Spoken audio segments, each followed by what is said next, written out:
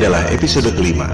Pada 4 episode sebelumnya, kita sudah menjawab 7 dari 10 argumen yang selama ini membuat kita yakin bahwa bumi berbentuk bola. Pada episode ini, kita akan membahas topik nomor 8, yaitu soal penerbangan keliling dunia akan tiba kembali di tempat yang sama, yang menimbulkan persepsi bahwa bumi ini berbentuk bola. Pada episode ini, juga dibahas soal Antartika dan bom nuklir kubah bumi, yang sangat berkaitan dengan penerbangan dan angkasa luar. Pertanyaan paling umum tentang flat earth adalah tentang penerbangan. Jika kita terbang dari barat ke timur, akan kembali ke tempat semula. Bagaimana ini bisa terjadi jika buminya datar? Pertanyaan umum kedua adalah, jika bumi ini datar, ujungnya apa? Apakah kita akan jatuh? Pertanyaan yang lebih mendasar sebenarnya adalah, dari mana asalnya peta bumi bola dan peta bumi datar itu? Bisa dipertanggungjawabkan atau tidak kebenarannya? Silakan Anda cek situs USGS, United States Geological Survey. USGS adalah lembaga resmi bentukan pemerintah Amerika Serikat yang sudah beroperasi selama 137 tahun. Karyawannya hampir 9.000 orang. Anggarannya mencapai puluhan triliun rupiah per tahun. Tak mengherankan jika USGS menjadi lembaga survei geologi yang paling kredibel di dunia saat ini. Di situs USGS tentang Map Projections, Anda akan melihat proyeksi peta yang disebut Azimuthal Equidistant, yaitu memproyeksikan peta bumi datar menjadi peta bumi globe. USGS mengatakan bahwa peta bumi datar yang diproyeksikan lewat Azimuthal Equidistant ini digunakan untuk membuat peta atlas nasional Amerika Serikat, untuk menentukan jarak penerbangan, serta untuk menentukan arah antena. Selanjutnya, USGS mengatakan bahwa logo PBB adalah peta bumi datar yang menjadi sumber Azimuthal Equidistant itu. Ini adalah bukti yang tak terbantahkan. Pada referensi lain, di Wikipedia, diterangkan bahwa peta bumi datar yang diproyeksikan dengan metode Azimuthal Equidistant ini membuat berbagai jarak pada peta bumi bola menjadi benar secara proporsional. Artinya, peta yang sebenarnya adalah peta bumi datar itu.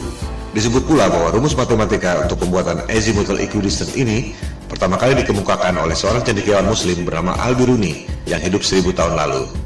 Kita tak pernah mendengar nama Al-Biruni, tapi NASA tahu persis dan menamakan sebuah krater di bulan dengan nama Al-Biruni Crater untuk menghormati pencetus metode Azimuthal Equidistant itu. Jadi jelas sekali bahwa menurut USGS, peta bumi datar adalah dasar pembuatan peta bumi bola.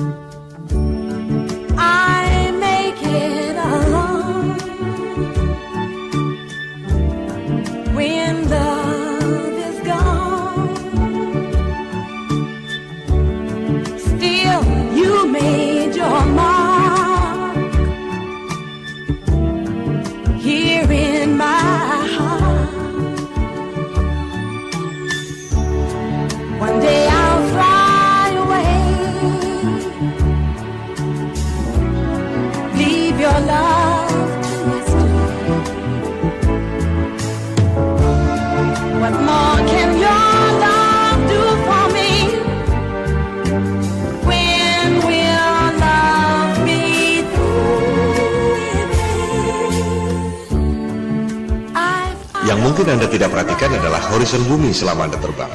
Lengkung seperti bola atau lurus dan datar. Berikut adalah time-lapse dari penerbangan Airbus 380 yang direkam pada penerbangan dari LA ke Frankfurt sejauh 9.370 km. Rekaman dilakukan dengan kamera biasa, bukan fish eye lens yang membuat semua tampak lengkung. Mari kita lihat apakah horizon bumi itu lengkung atau datar.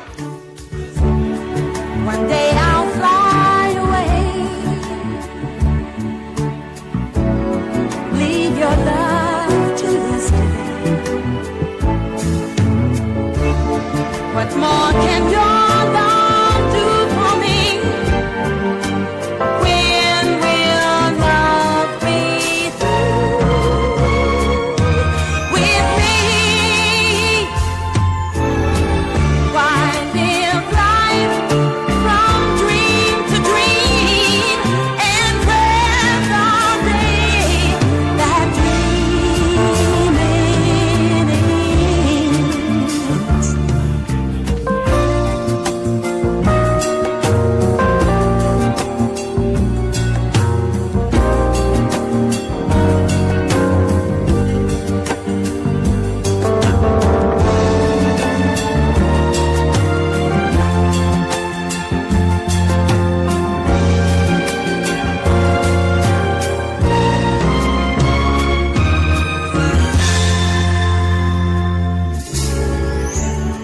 Kembali pada perbandingan kedua peta, tempat-tempat di dekat pusat lingkaran, yakni kutub utara, secara proporsional jaraknya sama. Semakin ke selatan, jaraknya semakin berbeda. Yang paling membedakan adalah Antartika. Kita akan membahasnya satu persatu. Pertama, jarak benua-benuanya dulu. Kita bisa membuktikannya dengan mudah lewat jalur penerbangan. Di selatan Khatulistiwa, yakni Australia, Amerika Selatan, dan Afrika Selatan, jalur penerbangannya tak masuk akal jika menggunakan peta globe, tapi masuk akal jika menggunakan peta flat earth. Anda bisa cek sendiri melalui berbagai situs yang menyediakan layanan tiket penerbangan. Kita ambil contoh satu jalur penerbangan di belahan selatan, dari Santiago, Chili di Amerika Selatan ke Johannesburg di Afrika Selatan. Jika kita ambil jarak lurus di peta globe, memakan waktu 12 jam penerbangan. Tapi, jika Anda cek di situs-situs tiket penerbangan, rute tersebut tidak ada. Dari Santiago, harus mampir dulu di Senegal, baru ke Johannesburg, memakan waktu 19 jam penerbangan. Rute itu tampak tidak masuk akal. Tapi, jika menggunakan peta flat earth, menjadi sangat masuk akal karena merupakan garis lurus. Menarik bukan? Kita ambil jalur lain lagi di selatan. Dari Johannesburg, Afrika Selatan, ke Sydney di Australia Selatan. Jika kita ambil jarak lurus di peta globe, memakan waktu 11 jam penerbangan. Tapi rute itu tidak ada. Dari Johannesburg, harus mampir dulu ke Dubai, baru ke Sydney, memakan waktu 18 jam penerbangan. Ini juga tampak tidak masuk akal. Sementara, jika menggunakan peta flat earth, rute Johannesburg, Dubai, Sydney hampir lurus. Mana yang lebih masuk akal buat Anda? Kita ambil contoh ketiga. Sekarang dari Sydney kembali ke Santiago, Chili. Jadinya keliling dunia tapi di bagian selatan Khatulistiwa. Menurut keterangan USGS tentang azimuthal equidistant yang sudah dijelaskan tadi, seluruh jarak di selatan Khatulistiwa pada peta globe memang tidak benar karena jaraknya makin jauh dari pusat lingkaran, yakni kutub utara. Kita lihat, pada peta globe dari Sydney ke Santiago, Chili, jika menggunakan garis lurus memakan waktu 15 jam. Rute itu juga tidak ada. Dari Sydney, harus transit dulu ke LA, baru kemudian ke Santiago. Total 27 jam. Sangat tidak masuk akal. Jika menggunakan peta flat earth, rute Sydney, LA, Santiago itu memang hampir seperti garis lurus. Mana yang lebih masuk akal buat Anda? Ini semua adalah indikasi, reasonable doubt, bahwa ada kecurigaan yang beralasan, bukan bukti nyata bahwa rutenya salah. Sebab orang bisa saja mengatakan karena masalah komersial, yaitu transit untuk ambil penumpang. Tapi tetap saja, sebagaimanapun mengambil penumpang, tak akan dilakukan jika rutenya tidak masuk akal. Bukti yang agak telak adalah berita di Daily Mail 13 Oktober 2015 lalu. Pada penerbangan China Airlines dari Bali ke LA, seorang wanita melahirkan di pesawat pada ketinggian 30.000 kaki atau 9,2 km. Pesawat terpaksa melakukan pendaratan emergency di Alaska. Sangat mengherankan bukan? Dari Bali ke LA mendarat emergency di Alaska. Pada peta globe, rutenya seperti ini.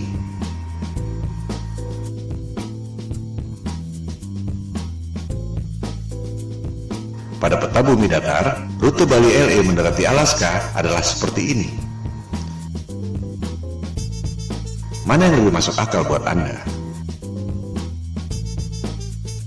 Perbedaan utama antara peta globe dan peta bumi datar adalah di bagian selatan. Pada peta globe, di selatan Khatulistiwa semakin mengecil dan Antartika adalah sebuah benua.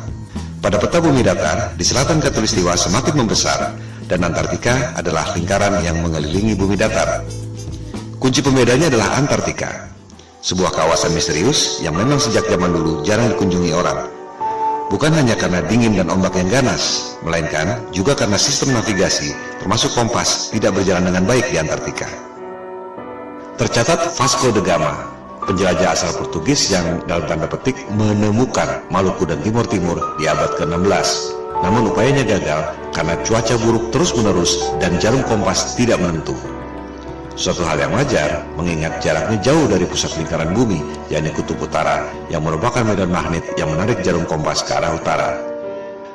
Penjelajah pertama yang berhasil ke Antartika adalah Captain James Cook, orang Inggris pertama yang tercatat mendarat di Hawaii, Australia, dan New Zealand. Ia menjelajahi Antartika tahun 1772 bersama 111 awak kapal dan saintis. Captain Cook menjelajahi Antartika selama 3 tahun 8 hari. Ia hanya menemukan tembok es. Tak ada jalan masuk. Selama 3 tahun 8 hari itu, tercatat ia menjelajahi 60.000 km tembok es Antartika. Angka itu juga sangat menarik. 60.000 km adalah 1,5 kali panjang ekuator bumi. Ia sudah menempuh jarak 1,5 kali keliling dunia dan hanya menemukan tembok es Antartika.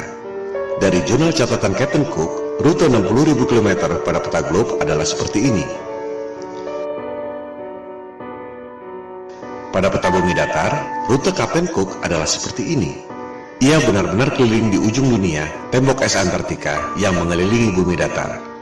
Catatan Captain Cook ini sebenarnya bukti yang otentik bahwa peta globe adalah bohong. Sebab, pada peta globe, Antartika dibilang sebagai benua dengan keliling 12.000 miles atau 19.300 km. Padahal, Captain Cook menjelajah keliling tembok es Antartika sepanjang 60.000 km. 3 kali lipat dari yang dikatakan oleh penguasa global.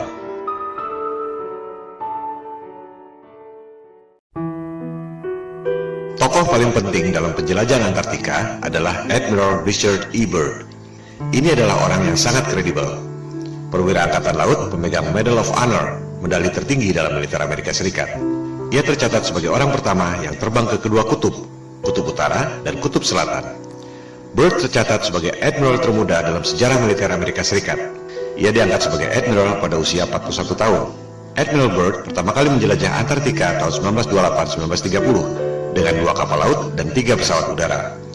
Byrd kembali menjelajah Antartika tahun 1934. Yang kedua kali itu, ia sendirian, 5 bulan di Antartika. Penjelajahan Antartika ketiga dilakukan tahun 1939-1940, di mana Admiral Byrd ditugaskan oleh pemerintah Amerika Serikat. Yang paling fenomenal adalah penjelajahan keempat, tahun 1946-1947, setelah Perang Dunia Kedua yang terkenal dengan nama Operation High Jump. Admiral Byrd ke Antartika membawa pasukan militer lengkap, 13 kapal laut, termasuk kapal induk, dan 29 pesawat terbang, termasuk helikopter. Ekspedisi Antartika terbesar sepanjang sejarah umat manusia sampai sekarang. Operation High Jump menimbulkan banyak pertanyaan dan spekulasi. Untuk apa membawa pasukan sebanyak itu? Ancaman apa yang mereka khawatirkan sampai harus membawa pasukan sebesar itu? Tujuan yang sesungguhnya tidak terungkap sampai sekarang. Sebagai perwira militer, Admiral Byrd tutup mulut, tak banyak bicara soal itu. Dokumentasi Operation High Jump sempat beredar. Terlihat Admiral Byrd menemukan wilayah di Antartika yang sama sekali tidak ditutupi salju, yang sangat memungkinkan adanya kehidupan.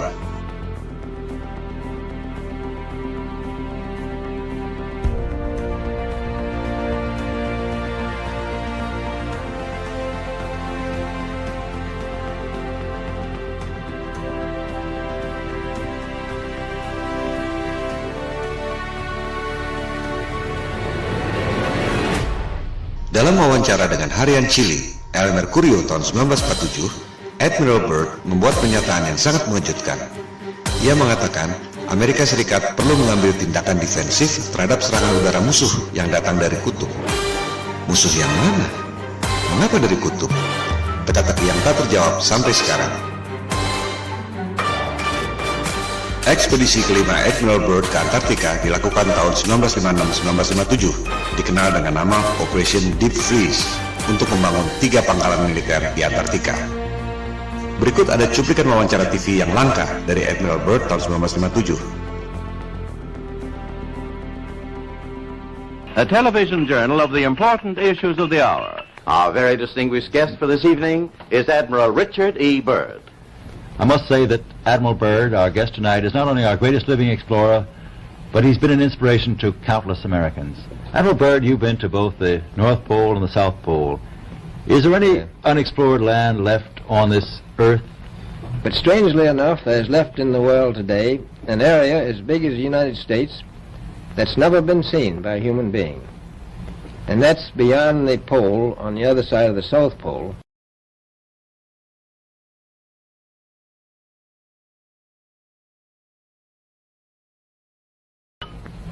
We've found enough of coal within 180 miles of the South Pole, enough to supply the whole world for quite a while.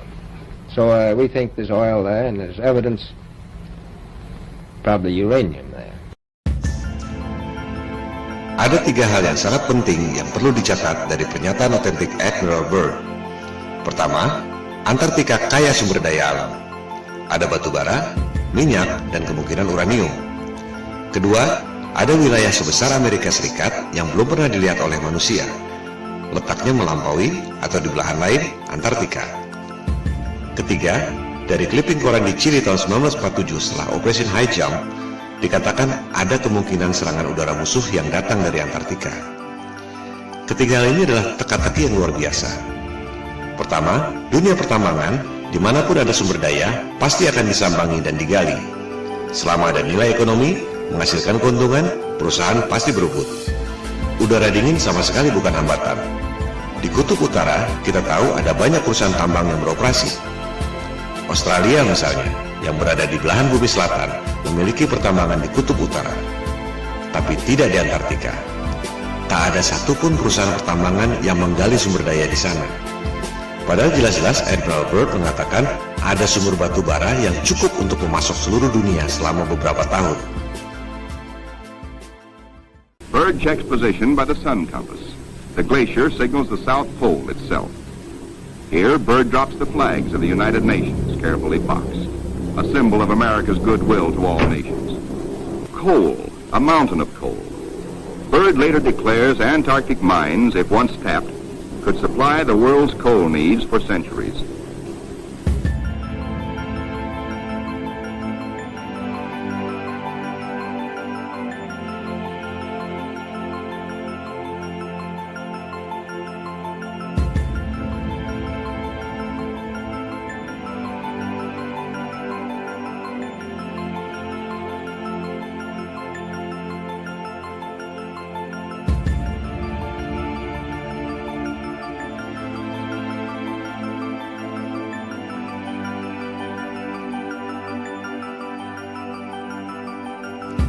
Apakah ini berkaitan dengan pernyataannya bahwa ada kemungkinan serangan udara musuh dari Antartika? Musuh yang mana? Byrd menyimpan rahasia ini bersama para elit global.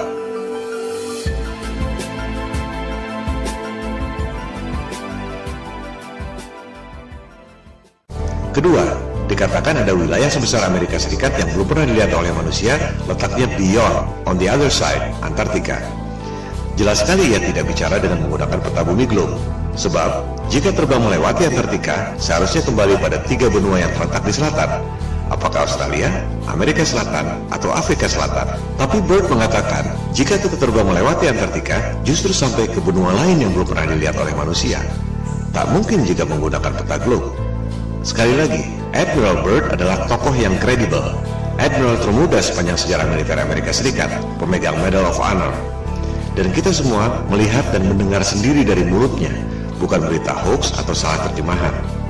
Artinya, informasi ini adalah data yang kredibel, bahwa jika kita melewati Antartika, kita akan menemukan dunia lain, benua yang belum terpetakan.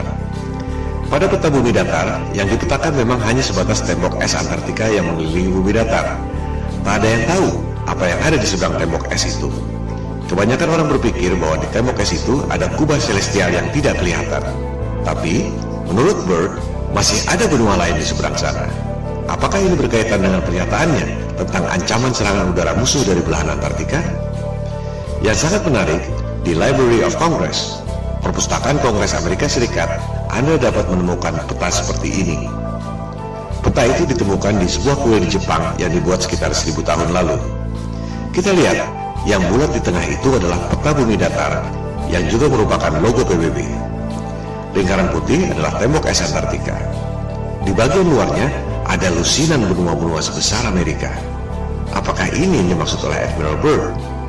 Kalaupun benar, apakah benua-benua itu ada penghuninya? Manusia atau bukan? Itukah yang dimaksud Byrd sebagai kemungkinan serangan udara musuh dari belahan Antartika? Jangankan pergi ke bulan, Mars, atau Jupiter. Di belahan selatan bumi saja masih banyak yang tidak kita ketahui.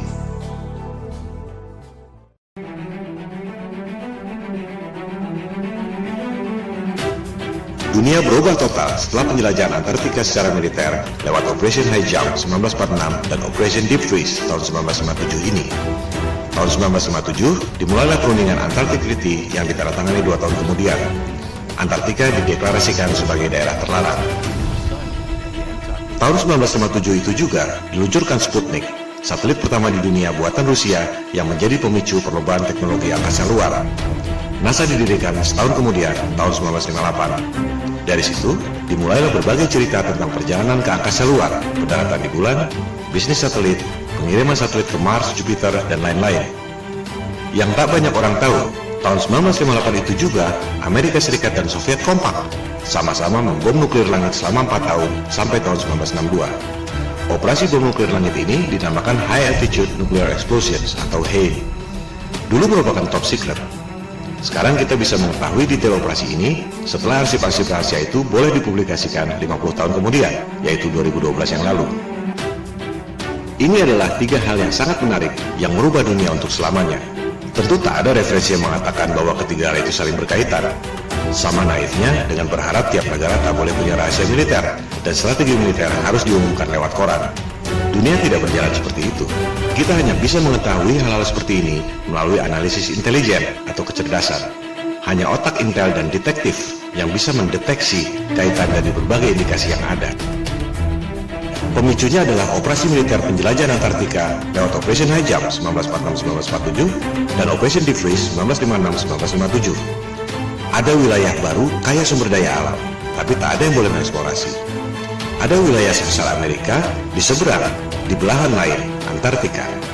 Ada kemungkinan serangan udara lawan yang datang dari belahan Antartika. Lantas, apa yang dilakukan? Ada 3 hal. Politik, tutup Antartika melalui Antarctic Treaty 1957 yang ditandatangani 1959. Tak ada orang yang boleh lewat Antartika. Militer, Amerika Serikat dan Soviet kompak, sama-sama membom nuklir langit selama 4 tahun. High Altitude Nuclear Explosions 1958-1962. Ada tirai celestial, medan elektromagnetik, langit, atau apapun namanya yang tak mempan di bom nuklir selama 4 tahun. Propaganda, penjelajahan angkasa luar, Sputnik yang memicu berdirinya NASA. Padahal Amerika Serikat dan Soviet sama-sama tahu ada tirai celestial yang tak mempan di bom nuklir selama 4 tahun. Tak ada roket yang bisa melewatinya. Kita akan membahas ketiga hal ini secara detail dengan bukti-bukti yang otentik dan kredibel. Langkah politik menutup Antartika dan langkah militer pemboman nuklir langit dibahas pada episode 5 ini. Langkah berikutnya, propaganda penjelajahan angkasa luar dibahas pada episode 6, NASA Hollywood.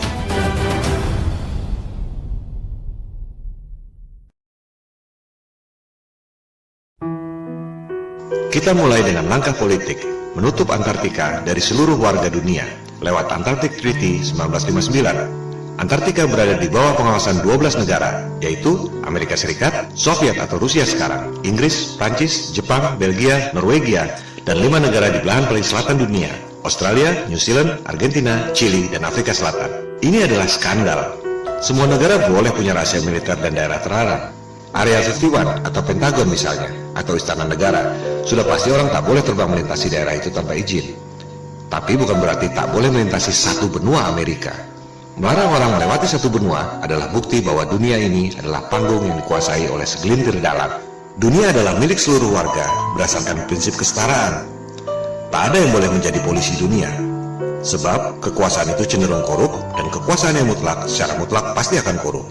Warga dunia berhak untuk tahu ada apa sebenarnya di Antartika. Jika bumi ini berbentuk bola dan di seberang Antartika adalah belahan bumi kita juga, semua warga berhak untuk tahu. Jika ternyata di seberang Antartika ada dunia lain yang belum pernah dilihat oleh manusia, seperti yang dikatakan oleh Admiral Byrd, warga dunia pun berhak untuk mengetahuinya. Maka kita kembali pada Flat Earth Challenge di awal episode 1. Kita tak perlu buang waktu berdebat kusir soal bentuk dunia. Silakan terbang lintasi Antartika. Anda tak akan dapat melakukannya. Yang dimaksud di sini adalah terbang melintasi Antartika, bukan camping atau terbang di pinggiran. Banyak tur atau camping di pinggiran Antartika. Bukan itu yang dimaksud.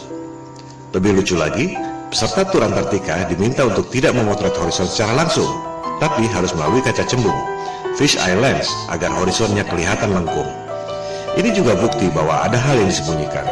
Horizon di Antartika kelihatan sekali lurus dan datar, tapi hanya boleh dipotret dengan kaca fish eye agar kelihatan lengkung. Tak ada yang bisa keliling dunia lewat selatan melintasi Antartika. Apa yang disembunyikan di sana? Apa dasarnya 12 negara punya hak lebih dari negara-negara lain di dunia? Di mana itu jargon hak asasi manusia dan demokrasi yang selama ini mereka dengung-dengungkan? Yang ada hanyalah kartel, oligopoli, Homo homini lupus, manusia adalah serigala bagi sesamanya. Ini yang membuat topik flat earth booming secara eksponensial sejak November 2015. Jika semua orang lama-lama sadar, satu kebohongan ini akan membongkar kebohongan-kebohongan lainnya. Seperti batu kerikil yang bikin jatuh raksasa. Elit global mulai terpojok. Jumlah mereka hanya sedikit. Tak ada yang bisa melawan people power. Maksud dari pemaparan ini adalah membangkitkan kesadaran. Silakan sebarkan. Silakan lakukan riset sendiri. Silakan buat video sendiri dan tayangkan. Jangan berharap mereka akan mengakui. Standard operating prosedurnya adalah bantah, bantah, dan bantah. Jika Anda memposting soal flat earth, jangan kaget jika Anda dihina dan dipermalukan seperti orang yang paling bodoh di dunia. Saran saya, tak perlu ladeni debat kusir. Cukup fokus pada 3 hal, pembuktian secara angka dan fisik. Perhitungan matematik gravitasi, perhitungan matematik gerhana, dan fisik melintasi Antartika. Skakmat.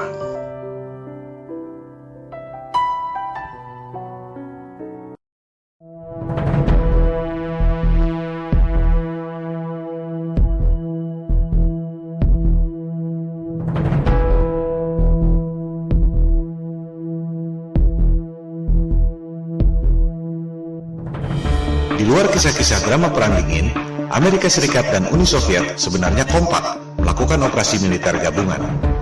Penjelajahan Antartika yang terakhir, Operation Deep Freeze 1956-1957 oleh Amerika Serikat dan Soviet.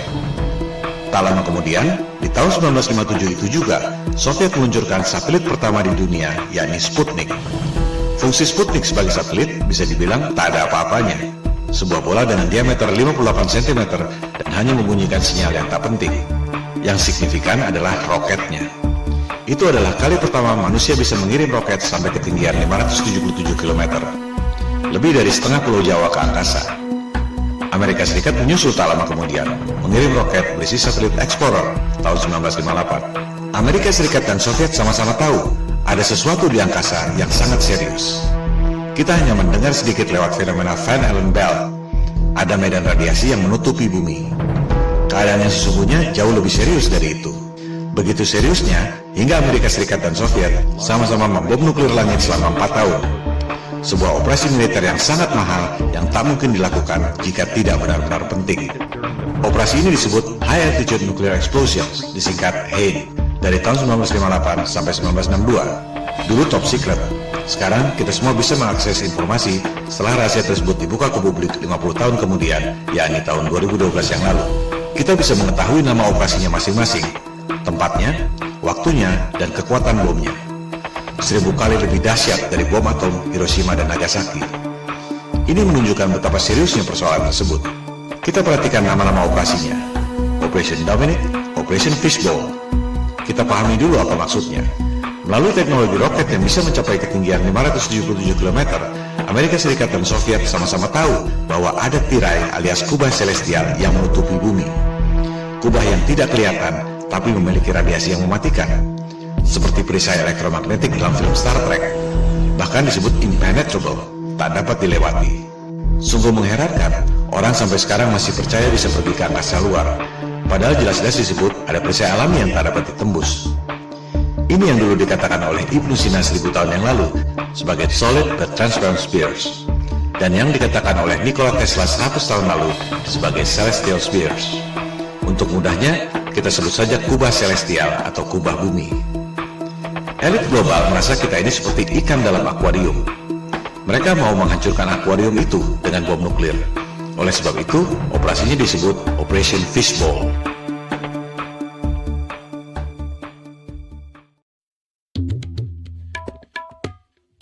Elit global dan Freemason adalah titisan doktrinal dari Raja Nimrod yang membangun Menara Babel untuk menantang Tuhan yang menciptakan banjir Nabi Nuh. Mereka percaya bahwa yang namanya Paradise alias surga Firdaus adalah Atlantis, sebuah benua yang ditenggelamkan oleh Tuhan lewat banjir Nuh.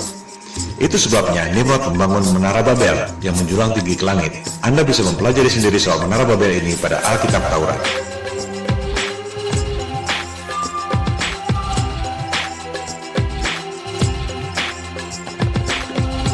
Elit global melakukan hal yang sama, Operation Fishbowl, menghancurkan akuarium alias kubah celestial yang menutupi bumi dengan menggunakan bom nuklir. Persis seperti Raja Nimrod membangun menara Babel menjulang tinggi ke angkasa untuk menantang Tuhan. Oleh sebab itu, operasi bom nuklir kubah bumi ini disebut Operation Dominic alias Operasi Tuhan. Menghancurkan akuarium kubah bumi alias Operation Fishbowl, mereka menggunakan bom nuklir yang dinamakan Thor, palu godam dewa pagan untuk memukul kubah bumi buatan Tuhan. Terakhir beredar rekaman video Operation Fishbowl tahun 1962 yang sudah boleh diakses publik setelah kadaluarsa 50 tahun. Mari kita saksikan. Anda tak akan pernah melihat hal seperti ini lagi dalam hidup Anda.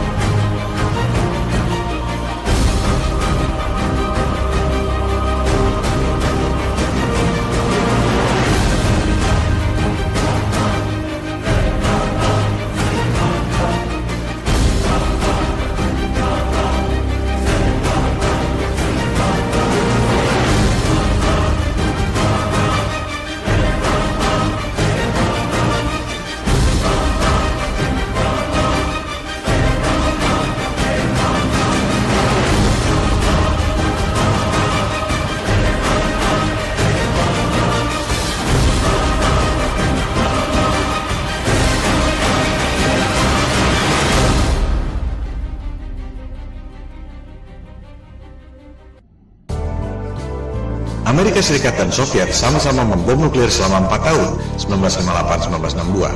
Kubah celestial tak dapat ditembus. Amerika Serikat dan Soviet sama-sama tahu tak ada yang bisa pergi ke angkasa luar.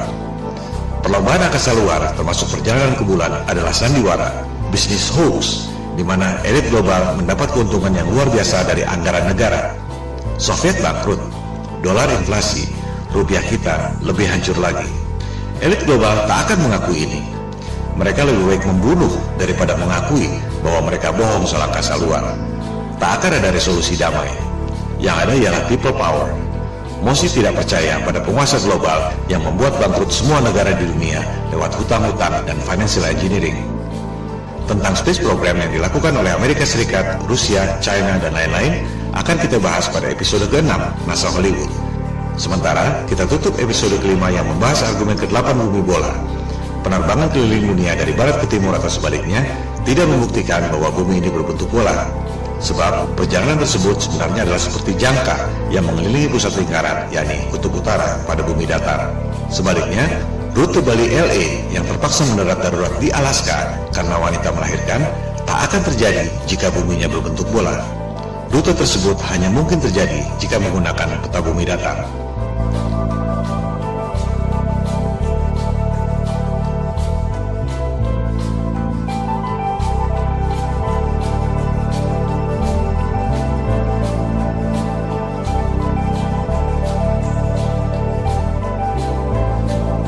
Orang bisa terbang keliling dunia dari barat ke timur atau sebaliknya.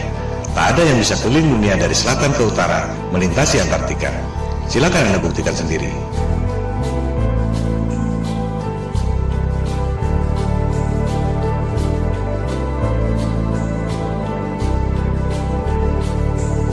Hal ini membuktikan ada rahasia yang disembunyikan di Antartika. Antartika adalah salah satu rahasia kunci pada konspirasi bumi datar.